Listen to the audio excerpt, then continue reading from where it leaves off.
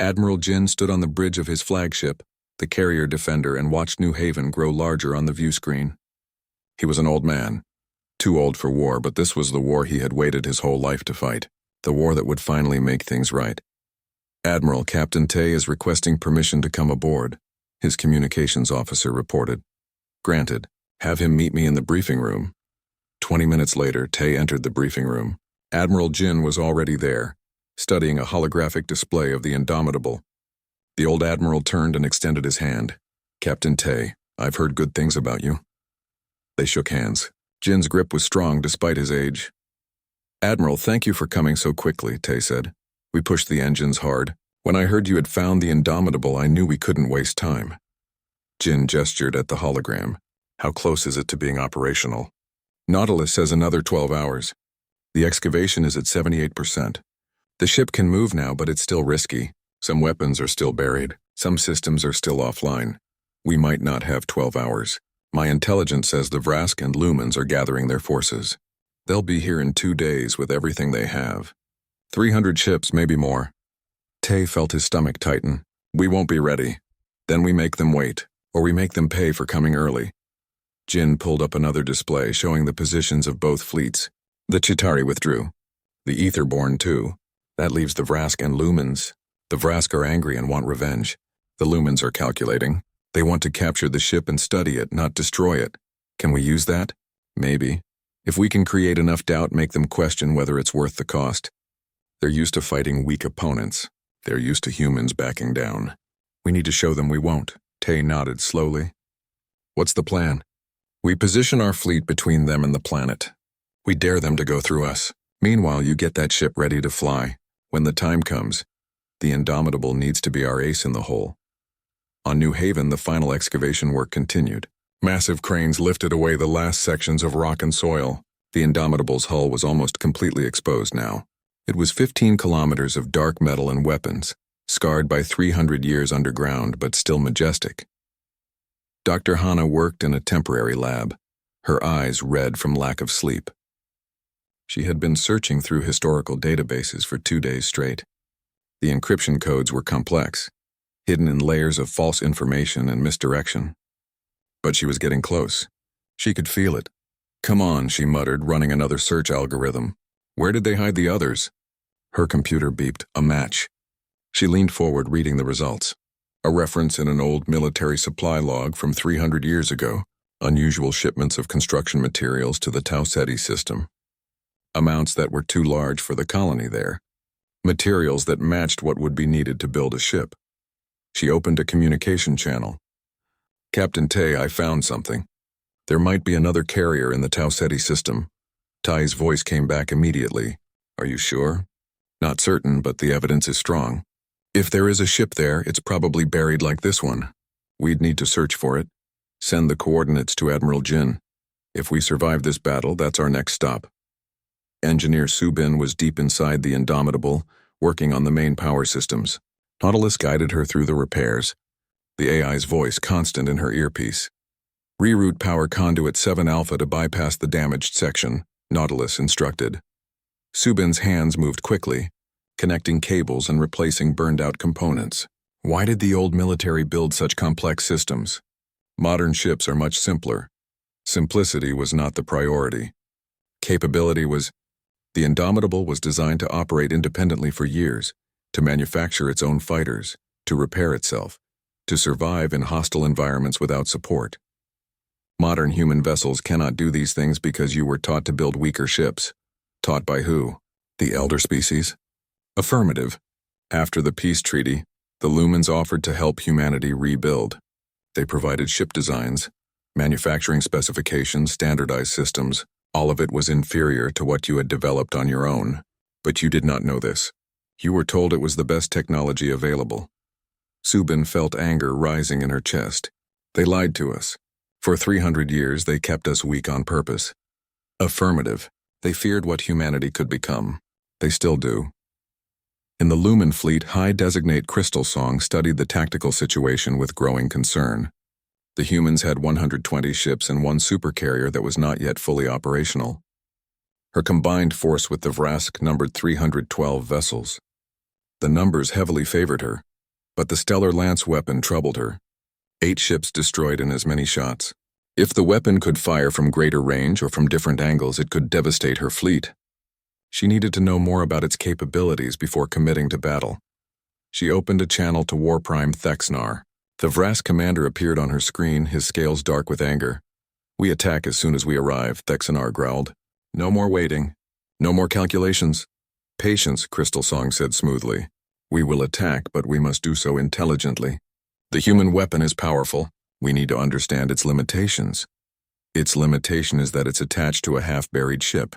We overwhelm them with numbers. Some of us will die, but we will win. How many are you willing to lose? 10 ships? 20, 50? Because that weapon will keep firing until you destroy it. And the humans have fighters now. Old fighters, but effective ones. They tore through your first attack." Thexnar's eyes narrowed. "What do you propose?" "We offer them terms. Surrender the ship and we grant them safe passage. Refuse and we destroy everything. We give them one chance to avoid bloodshed. They will refuse. Probably, but it will make us look reasonable in front of the other species.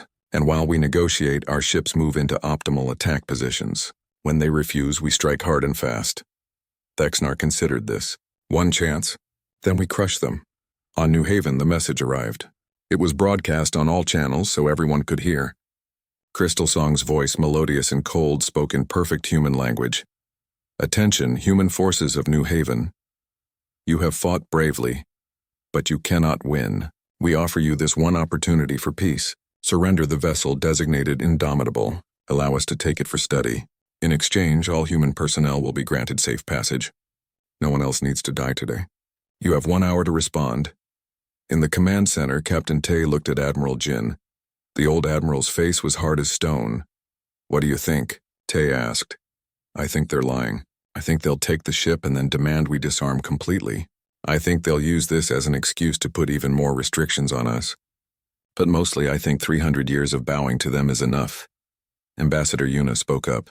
"Admiral, if we refuse, thousands will die. Maybe tens of thousands, I know.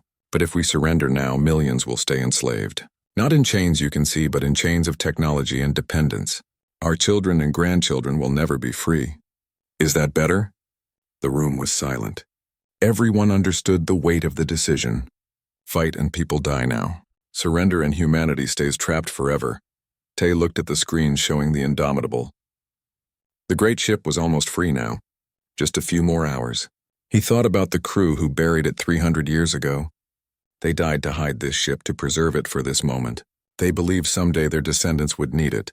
"Nautilus," he called. "How long until you're combat ready?" 6 hours, 43 minutes. However, I can fight now if required. Combat effectiveness would be reduced but acceptable. Tay turned to Admiral Jin. 6 hours. "Can you give me 6 hours?" The old admiral smiled grimly. "I can give you 6 hours. After that, all bets are off. Then let's send them an answer." Ambassador Yuna opened a channel back to the Lumen fleet. Her voice was clear and strong. "High Designate Crystal Song, thank you for your offer. We reject it. The Indomitable belongs to humanity. We will not surrender it. We will not surrender our future. If you want this ship, you'll have to come take it. And we will make you pay for every meter." The channel closed. On the Lumen command ship, Crystal Song allowed herself a small smile. She had expected this answer. Wanted it even. Now there would be no doubt, no political complications. The humans had refused peace. What happened next was their fault. "All ships," she broadcast to her fleet, "begin attack approach. Destroy the human fleet. Secure the planet. Capture or destroy the Supercarrier. For the stability of the galaxy." The combined alien fleet began to move. 312 ships, the largest force assembled in 30 years, all aimed at one small human colony. They moved in perfect formation, weapons charging, shields at maximum. On the Defender, Admiral Jin watched them come. "All ships, battle formation Omega. We're buying time, not winning. Stay alive as long as you can. Make them work for every inch. And remember, you're fighting for more than just New Haven.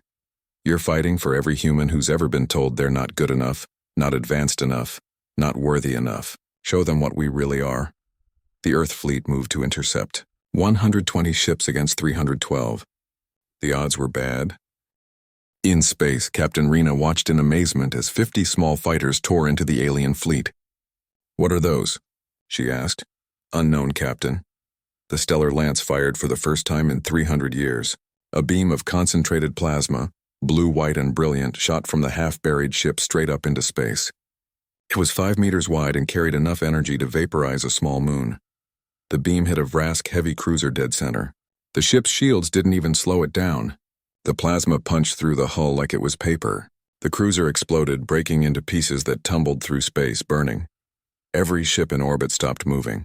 For 5 seconds, there was complete silence across all communication channels. Then chaos erupted. What was that? War Prime Thexnar roared on his flagship. What kind of weapon was that? His tactical officer's voice shook. War Prime, the energy readings are beyond anything we've ever seen. That weapon should not exist. Our shields cannot stop it.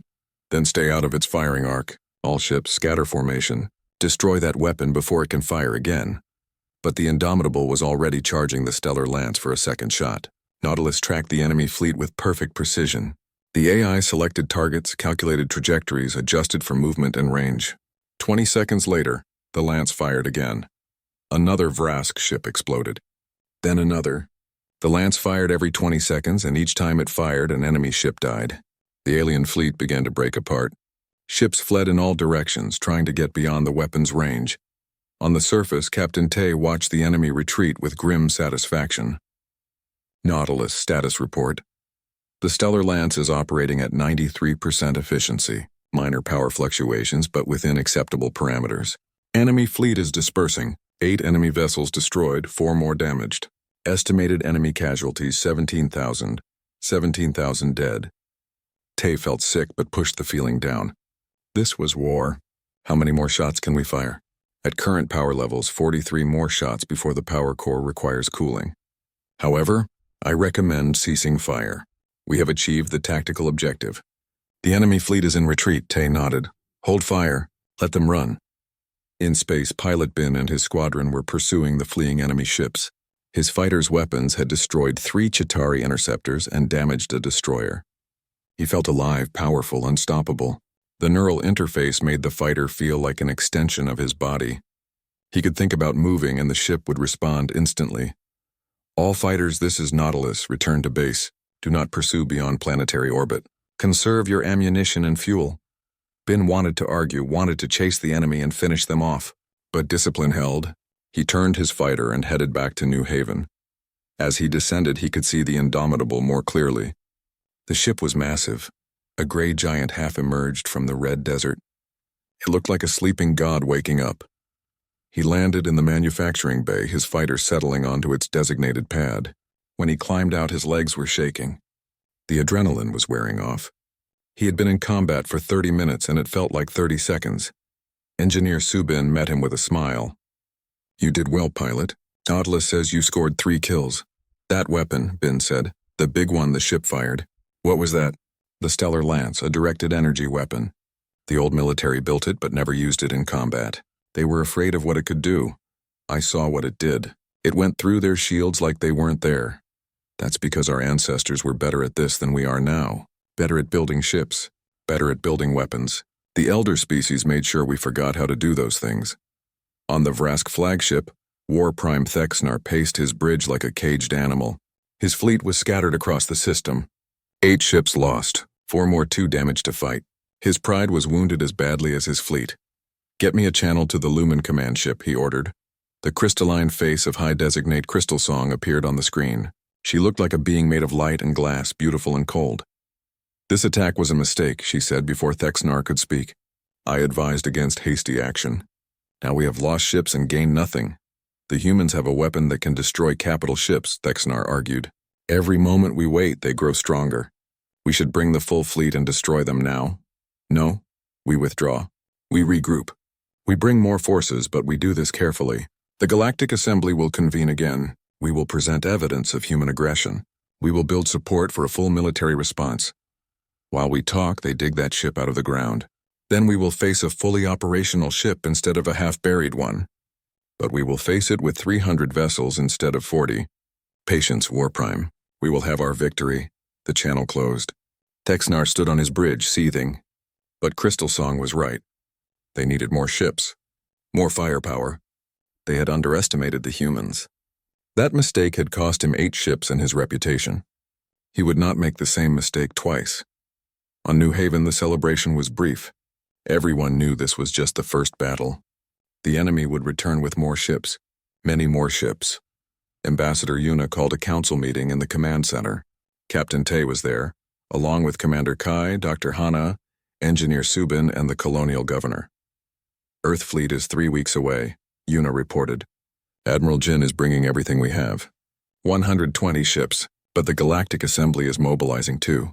The latest intelligence says they're gathering a force of 300 vessels.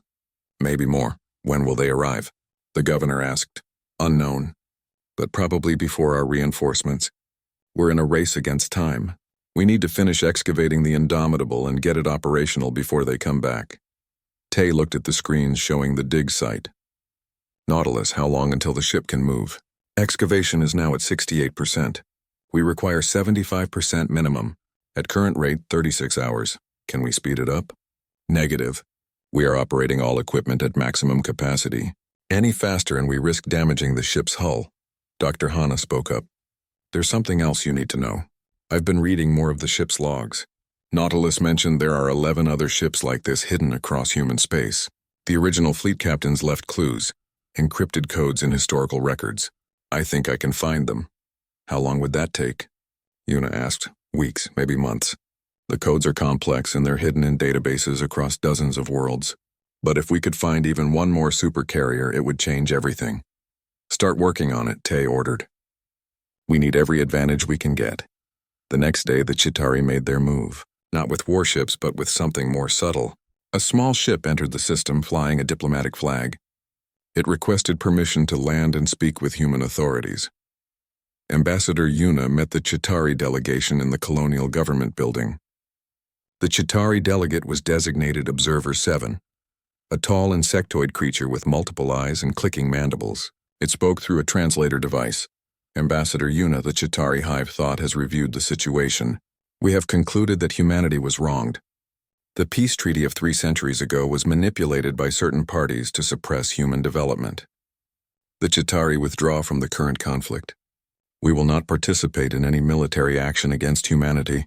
Yuna stared at the insect in shock. Why? Why are you breaking from the other elder species? Because the Chitauri value truth and logic above pride. The evidence is clear. You were kept weak deliberately. This was unjust. We will not support injustice even when it benefits us.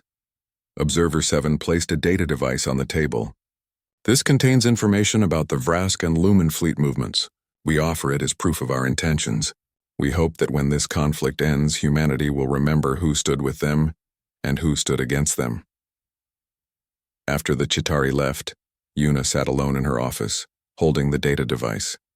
One of the elder species had broken ranks. It wasn't much, but it was something. A crack in the alliance that had held humanity down for 3 centuries. She opened a secure channel to Earth.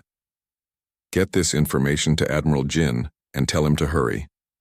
The Chitauri just gave us the enemy's battle plans. In deep space, the Etherborn were also making their decision. Eldest memory, an ancient consciousness that had existed for thousands of years, floated in the void and contemplated. The Etherborn were not warriors. They were observers, philosophers, beings of pure thought, who had transcended physical form. Eldest memory had watched humanity's rise and fall. It had seen the elder species fear what humans could become.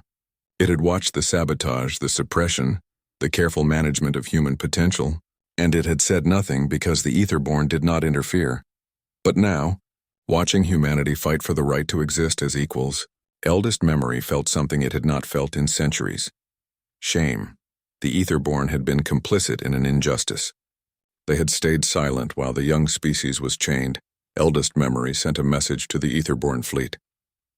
Withdraw, we will not fight in this war. Let the humans have their ship. Let them have their freedom. We have done enough harm by doing nothing. The Etherborn ships left the system, their cloud-like forms dissipating into faster-than-light travel. Another crack in the alliance. On New Haven, the excavation continued. The Indomitable rose from the excavation machines worked day and night, their massive drills tearing through rock and soil. Floodlights turned the desert dig site into a beacon that could be seen from space. Everyone knew the aliens were watching. Everyone knew time was running out. Captain Tay stood in the command center they had set up on the surface. Screens showed the progress of the dig from multiple angles.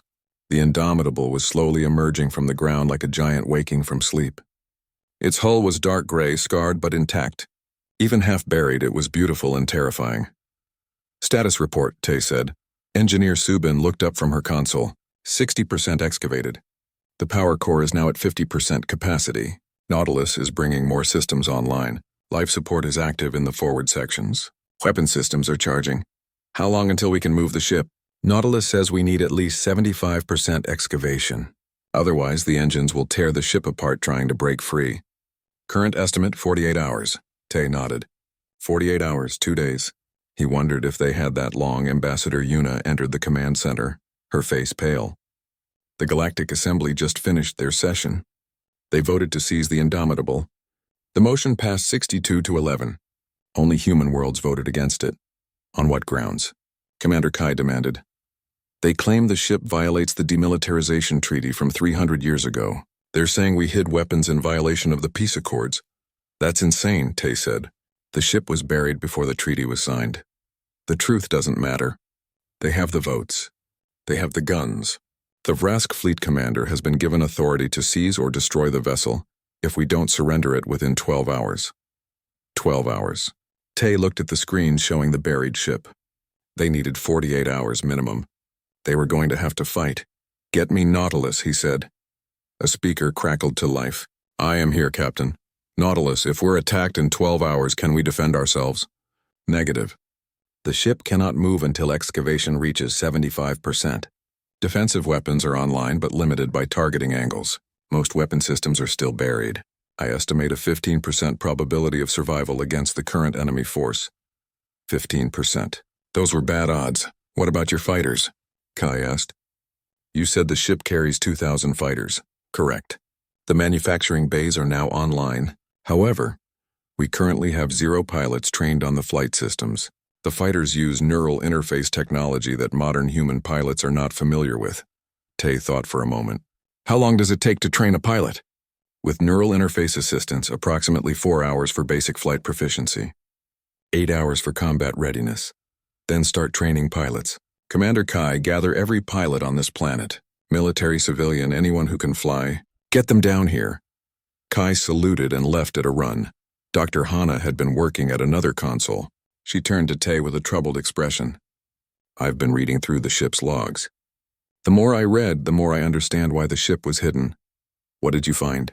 "The Indomitable wasn't just powerful. It was too powerful. In the Battle of Rigel Gap, this ship destroyed 63 enemy vessels before it was damaged. 63. The Elder Species lost more ships in that one battle than they had in the previous 10 years of war. That's when they realized they couldn't beat us with military force.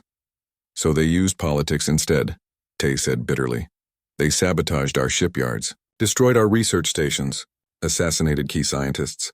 Then they offered peace, offered to guide us, offered to share their technology. But they never gave us their best technology. They kept us dependent, kept us weak, and now they're afraid we'll find out what they did." "They should be afraid," Hana said quietly. An hour later, the pilots started arriving. Commander Kai brought 200 of them. Some were military pilots from the Colonial Defense Force. Others were civilian pilots who flew transports and mining ships. A young man named Bin stepped forward from the group. He was thin but had confident eyes. "Sir," Pilot Officer Bin reporting, "I fly interceptors for the Colonial Defense Force." "Good," Tay said. "You're going to fly something much better. Follow Engineer Subin. She'll take you to the manufacturing bays."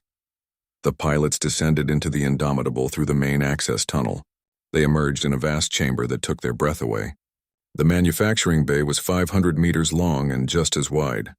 Machines lined the walls, assembly systems that could build fighter craft from raw materials, and in the center of the bay rows of fighters sat waiting. They were sleek and deadly, all angles and sharp edges. Nautilus's voice echoed through the chamber. "Welcome, pilots. These are Mark 7 interceptors. They are equipped with plasma cannons, missile systems, and advanced shielding. They use neural interface for control. Please proceed to the fitting stations."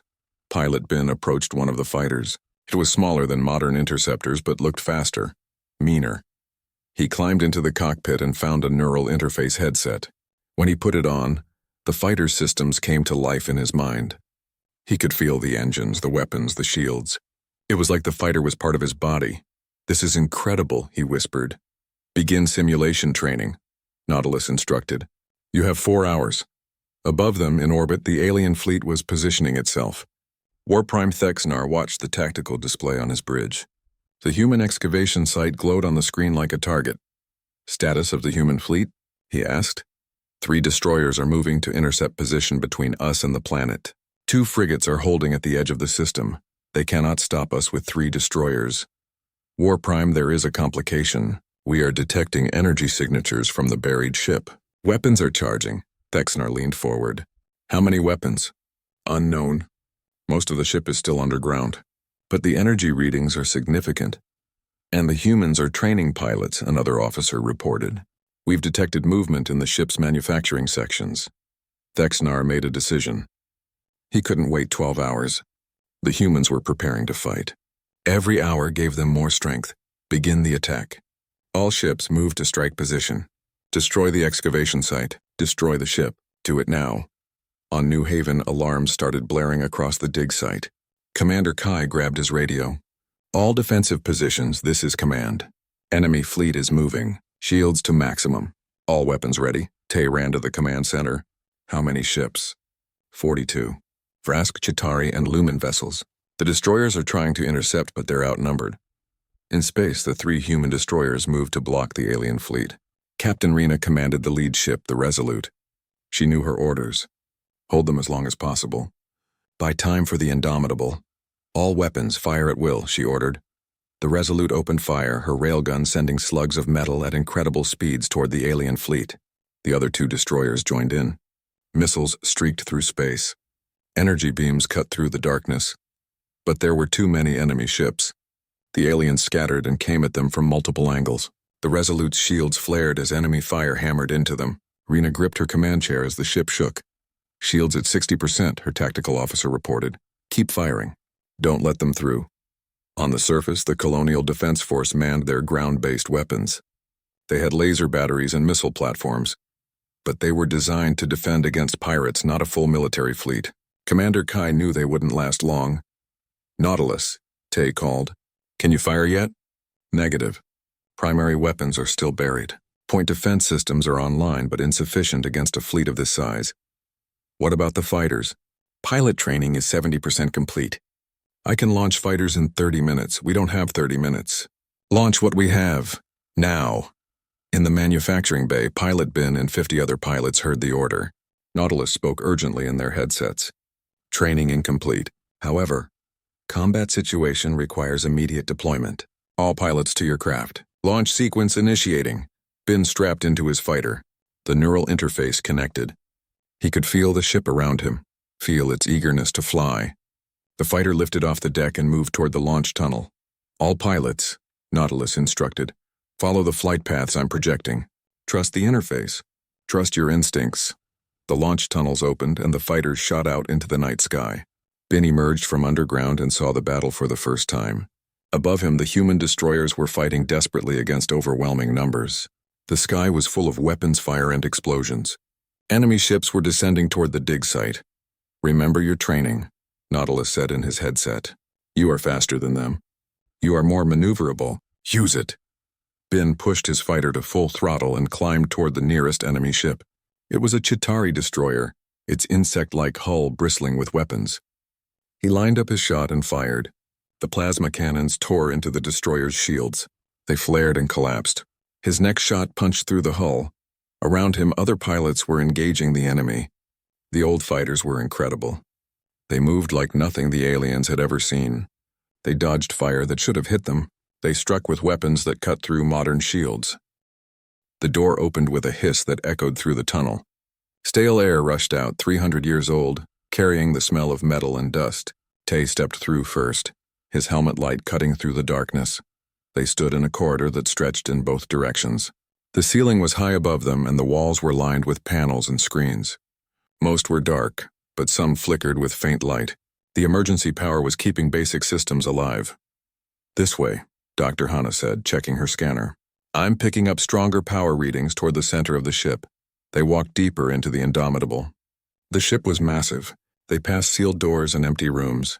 They found storage areas filled with equipment covered in dust. Everything was preserved, frozen in time by the cold and the darkness. After an hour of walking, they reached what looked like a command center. The room was large, with multiple workstations arranged in a circle around a central platform.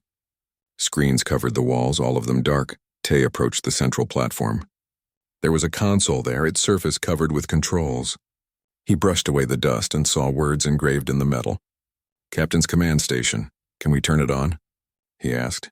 The engineer, a young woman named Subin, moved to the console. She pulled out her tools and opened a panel on the side. "The power is running through the basic systems. If I can bypass the lockouts, give me a minute." While Subin worked, Dr. Hana explored the room. She found a data terminal that still had power. When she touched the screen, it flickered to life. Text appeared, old military script. "Tay, look at this," she called. He came over and read the screen. It was a log entry dated 300 years ago. "Captain's log, Commander Park Jin-sun. We are badly damaged. The enemy fleet surrounds us. We cannot win this fight. The Indomitable cannot be allowed to fall into their hands. What we carry is too dangerous. I have ordered the ship to be hidden. We will bury ourselves and wait. Perhaps our children's children will find us. Perhaps they will need what we built. Until then, we sleep. For humanity. For the future." Tay felt a chill run down his spine. "They buried themselves on purpose." "Got it," Subin said. The console lit up with a blue glow. Screens around the room flickered to life. Data scrolled across them, system checks and status reports. Then a voice spoke. It was artificial, computer-generated, but somehow warm. "Welcome aboard the HSC Indomitable. Please identify yourself." Tay stepped up to the console. "I am Captain Tae-hyun of the Colonial Salvage Service." There was a pause. Then the voice spoke again. "DNA scan complete. Human military genetic markers detected. Welcome, Captain Tae-hyun. I am Nautilus, the ship's artificial intelligence. This vessel has been in standby mode for 317 years, 4 months, and 16 days. Do you wish to assume command?" Tay looked at the others. They stared back at him with wide eyes. He turned back to the console. "What is the ship's status?" "Power core is at 37% capacity. Life support systems are offline. Weapon systems are offline. Manufacturing bays are offline. Hull integrity is 98%. Current location: buried 2.1 kilometers beneath the surface of New Haven Colony. Kepler 442b system." "Manufacturing bays?" Hana asked. "The Indomitable is a supercarrier class vessel," Nautilus explained. "It carries 2,000 fighter craft and possesses the ability to manufacture additional craft during extended operations. It also carries 12 capital-class weapon systems, including the Stellar Lance-directed energy weapon." Tay felt his heart racing. A ship that could build fighters in the middle of battle, weapons that could destroy capital ships. No wonder the old military had hidden it. Nautilus, why was this ship buried? The Indomitable represented a significant technological advantage during the first expansion wars.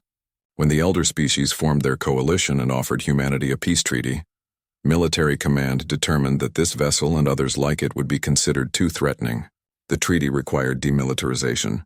Rather than surrender this vessel for destruction, Captain Park chose to hide it.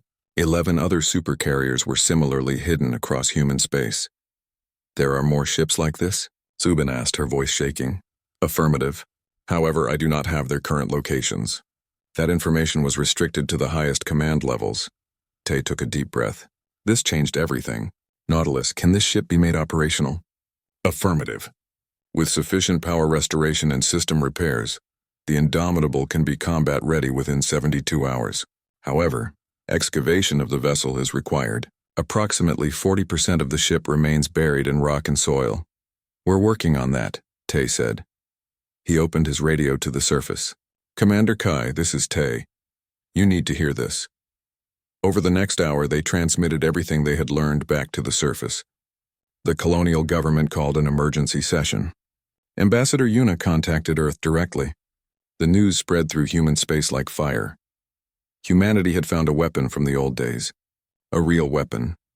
On Earth, in the military headquarters, an old man sat in his office watching the reports. Admiral Jin was 80 years old and had served in the fleet for 60 of those years. He remembered the old stories. The whispers about ships that were hidden rather than destroyed. He had thought they were just legends. He picked up his comm and called the defense minister. General Mina, we need to move the fleet to New Haven now. The assembly will see it as an act of aggression. General Mina replied. They're already moving ships into position around New Haven. The Vrask have 12 vessels in orbit. The Lumen sent a battle group. If we don't protect that ship, we'll lose it. How fast can you move? Give me the order and I can have the fleet there in 3 weeks. You have it. Bring everything we have. In orbit around New Haven, the alien ships continued to gather.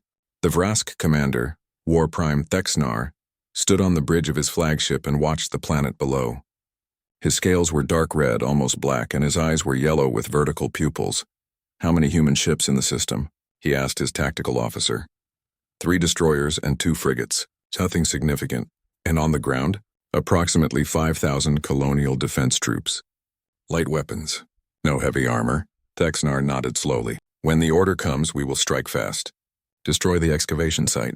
Destroy the buried ship. Do not let the humans activate it. When will the order come, War Prime? Soon. The assembly is meeting now. The Lumens are arguing for seizure rather than destruction. They want to study the technology. But I will convince them. The humans cannot be allowed to have weapons like this. We made that mistake once. We will not make it again. Back on New Haven, Tay and his team returned to the surface. It was night now and the sky was full of stars. And among the stars, the lights of alien ships. Dozens of them now, all watching, all waiting. Commander Kai met them at the surface. The Vrask sent another message. They're demanding we stop the excavation and surrender the ship to assembly control. What did you tell them? Tay asked. I told them to file a formal complaint with the assembly and wait for a decision. That should buy us a few days. We don't have a few days, Tay said. Nautilus says the ship can be operational in 72 hours. But we need to dig it out first. How long will that take? The chief engineer shook his head. At current speed? 2 weeks. Maybe more. The ship is huge. Then we need to speed up. Use all the equipment we have. Work around the clock. Captain, Dr. Hanna said quietly. Even if we get it out, we're 5 ships against dozens of alien vessels. What can we do? Tay looked up at the sky, at the lights of the enemy fleet. We're going to wake up a legend, and we're going to remind the universe what humanity was capable of before they chained us down. Deep underground, in the heart of the Indomitable, Nautilus processed this information.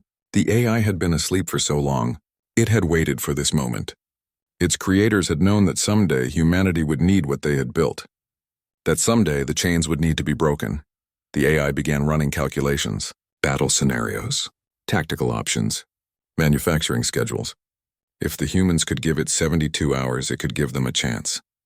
The Indomitable was waking up, and with it, humanity's true potential was beginning to stir. The elder species had spent 3 centuries keeping humanity weak and dependent. They had controlled technology, controlled trade, controlled everything, but they had made one mistake. They had assumed humanity would stay buried just like this ship. They were wrong. Some things once planted in the ground don't stay buried. They grow, they rise, they break through the soil and reach for the sun. And when they do, the universe trembles. The desert wind howled across the red sand dunes of New Haven. Dr. Hanna stood under the blazing sun, staring at the readings on her scanner. Something massive was buried beneath her feet, something that should not exist. Captain Tay, you need to see this, she called into her radio.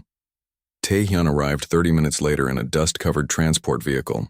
He was a tall man with gray streaks in his black hair and tired eyes that had seen too many salvage jobs go wrong. He climbed down from the vehicle and walked over to where Hanna stood with her equipment. What did you find, Doctor? Tay asked. Hanna pointed at her scanner screen. There's a metallic structure 2 kilometers down. The magnetic signature is enormous. I've never seen anything like this. Tay took the scanner and studied the readings. His eyes widened. How big? At least 15 kilometers long.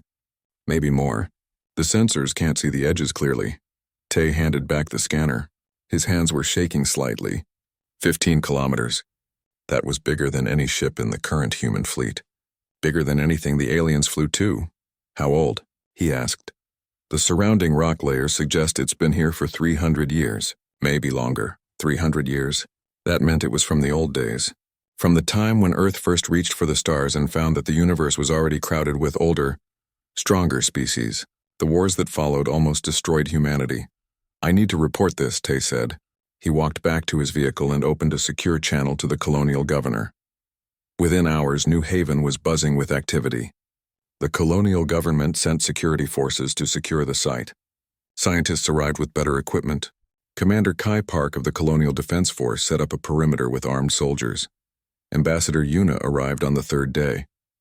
She was a sharp woman in her 40s who represented humanity in the Galactic Assembly. She looked at the readings and her face went pale. "This is going to cause problems," Una said quietly to Tay. "Why?" he asked. "Because the elder species won't like this. They control the assembly. They've always made sure humanity stays weak. If we found something from the old military, something big—" She didn't finish the sentence. Tay understood. The Galactic Assembly was dominated by 4 elder species. The Vrask were reptilian warriors who controlled the largest fleet. The Chitauri were insectoid creatures with a hive mind that made them excellent strategists. The Lumens were crystalline beings who possessed technology humans could barely understand. The Etherborn were gaseous entities that lived in the void of space itself. Humanity held only 3 minor seats in the assembly. They were allowed to exist, allowed to have colonies, but always watched, always limited.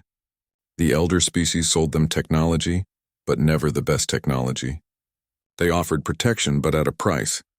"Let them complain," Tay said. "This is our world." "Our find," Una smiled sadly. "I hope you're right." The excavation began the next morning. Massive drilling machines were brought from the colony's mining operations. They started boring down through the rock and sand. Progress was slow. The structure was deep, and the equipment kept overheating in the desert sun. On the 5th day, sensors detected ships entering orbit. Alien ships. 3 Vrask cruisers and a Lumen observation vessel. Commander Kai called an emergency meeting. "They're here to watch us," he said. "Maybe to stop us. Can they do that legally?" Tay asked. Una shook her head. "Not under assembly law. This is sovereign human territory, but laws don't matter much when you have bigger guns." That afternoon, the Vrask sent a message. It was broadcast on all frequencies so everyone could hear. The voice was harsh and clicking, translated by a computer into human language. "Human colonists of New Haven. You are excavating a structure that may contain ancient weapons. The Galactic Assembly demands you halt all operations until an investigation team can verify the site's contents. Failure to comply will be considered a violation of the Ancient Weapons Treaty." Commander Kai looked at Una. "Ancient Weapons Treaty? Something they made up just now, probably," Una replied. She opened a channel back to the Vrask ships. "This is Ambassador Una of the Human Colonial Authority. We reject your demand.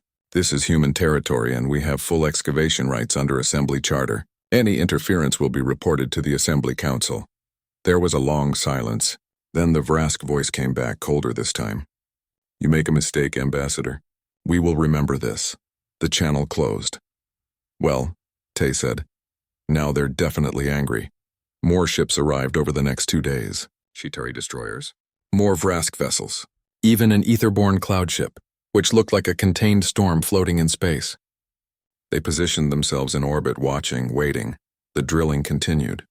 Tay refused to stop. Dr. Hana worked day and night, analyzing every piece of data. The structure was definitely a ship. The composition of the metal matched old Earth military alloys, but the design was unlike anything in the current database. On the 10th day, the drill broke through. Tay was in the command tent when the alert came. "We've penetrated the outer hull," the chief engineer reported. "There's a hollow space inside. Atmosphere is thin but present. Seal the breach and prep an entry team," Tay ordered. Then everything went dark.